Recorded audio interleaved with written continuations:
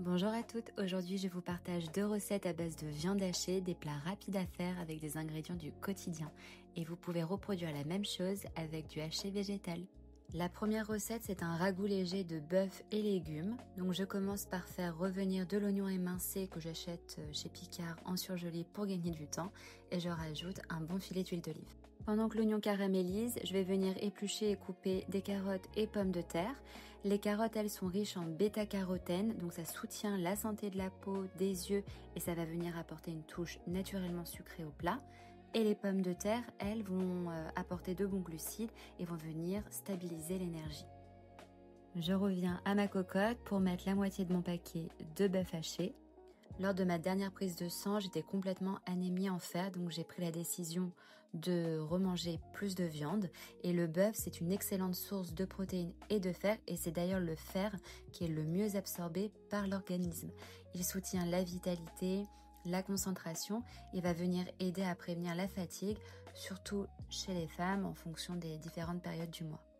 Après avoir rincé de nouveau les légumes, je les rajoute dans ma cocotte et je vais venir laisser prendre le tout. Je rajoute de l'eau chauffée dans une bouilloire et un bouillon de légumes. Je mélange à nouveau jusqu'à ce que le cube de légumes s'effrite bien et je vais ensuite baisser mon feu et couvrir tout ça.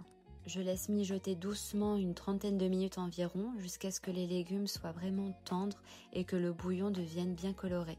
Il faut vraiment une cuisson lente qui permet aux saveurs de se mélanger tout en gardant les nutriments essentiels.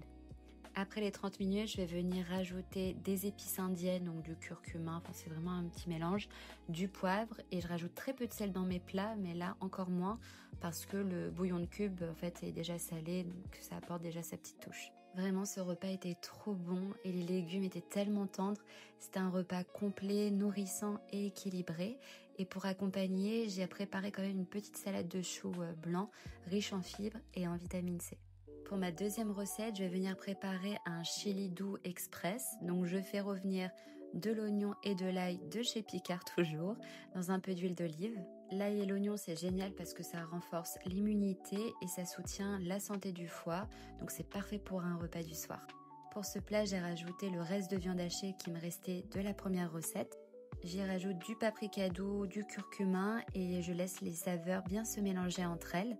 J'ajoute ensuite une boîte de chair de tomate, mais vous pouvez très bien mettre tomate pelée, enfin vraiment peu importe.